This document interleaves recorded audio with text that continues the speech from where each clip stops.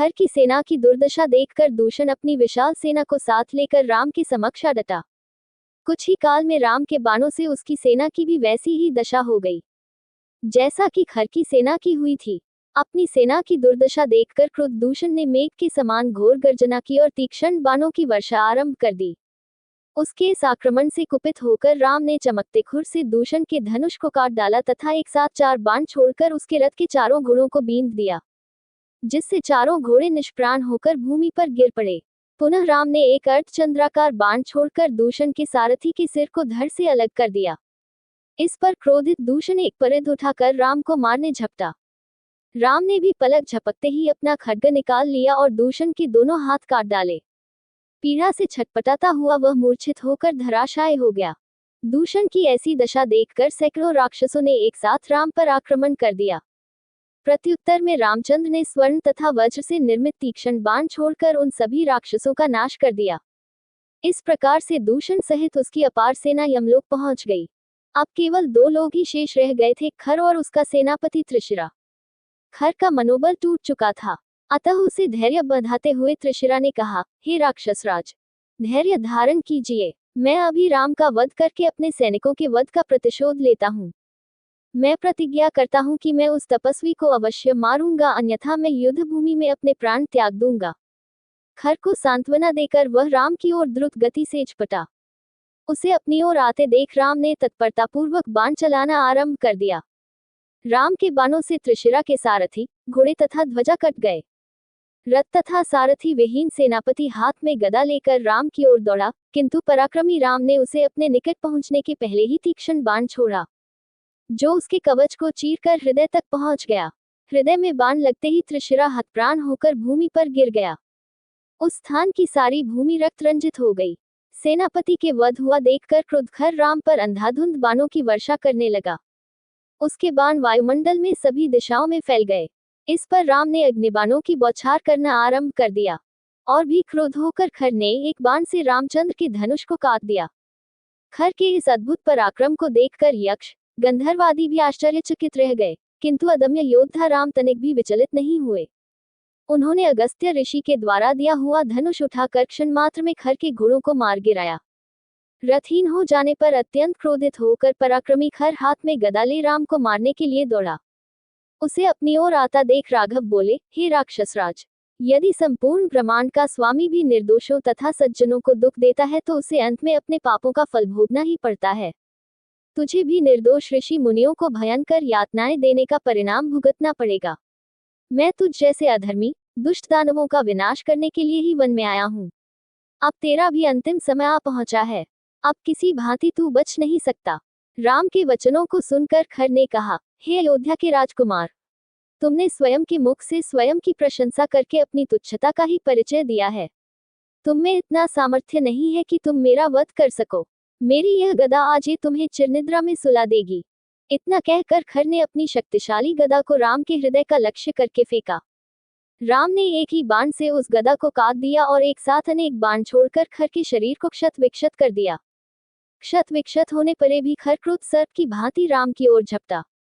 उसे अपनी ओर लपकते देखकर राम ने अगस्त्य मुनि द्वारा दिए गए एक ही बाण से खर का हृदय चीर डाला।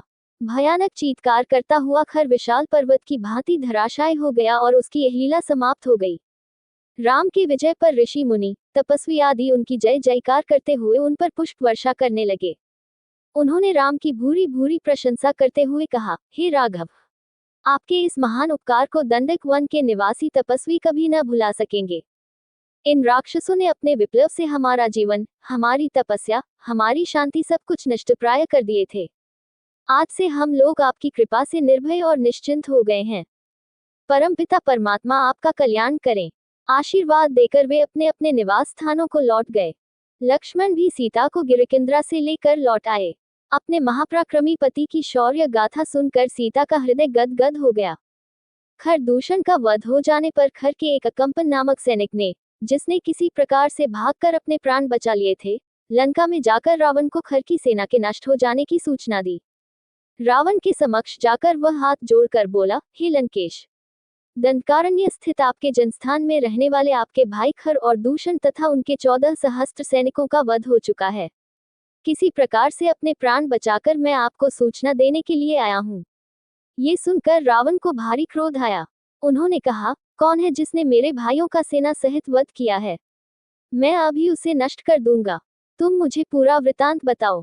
अकम्पन ने कहा, हे लंकापति, अयोध्या के राजकुमार राम ने अपने पराक्रम से अकेले ही सभी राक्षस वीरों को मृत्यु के घाट उतार दिया। इस समाचार को सुनकर रावण को आश्चर्य हुआ और उसने पूछा, खर को मारने के लिए क्या देवताओं ने राम की सहायता की है? अकम्पन ने उत्तर दिया, नहीं प्रभु, देवताओं से राम को किसी प्रकार की सहायता नहीं मिली है, ऐसा उसने अकेले ही किया है। वास्तव में राम तेजस्वी, शक्तिवान और युद्ध विद्या में पारंगत योद्धा है। खर जैसे रणबांकुरे, जिसकी एक गर्जना से सारे देवता कांप जाते थे, को उनकी शक्तिशाली सेना सहित उसने खेल ही खेल में समाप्त कर दिया। उसका रणकौशल देखकर मुझे प्रतीत होता है कि आप अपनी संपूर्ण सेना के साथ युद्ध करके भी उसे परास्त नहीं कर सकेंगे। मेरे विचार से उस पर विजय पाने का एक ही उपाय है। उसके साथ उसकी अत्यंत रूपवती, लावण्यमयी और सुकुमारी पत्नी भी है। राम उससे बहुत प्रेम करता है। वह अपनी पत्नी के बिना एक पल भी नहीं रह सकता।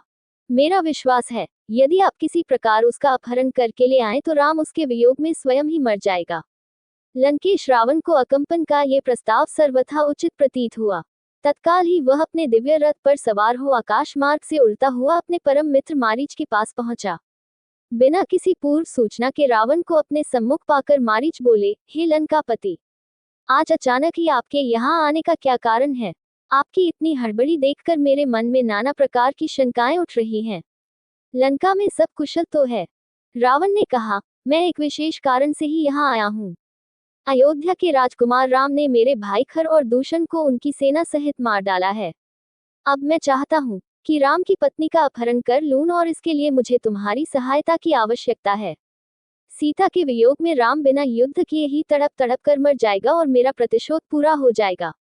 रावण के वचनों को सुनकर मारीच बोला, हे लंकापति, तुम्हारा यह विचार सर्वथा अनुचित है। जिस किसी ने भी तुम्हें सीता को हरने का सुझाव दिया है, वह वास्तव में तुम्हारा मित्र नहीं शत्रु है। राम अत्यंत बलशाली और पराक्रमी है और तुम उससे किसी प्रकार भी जीत सकते। राम के होते हुए तुम उससे सीता को नहीं छीन सकते।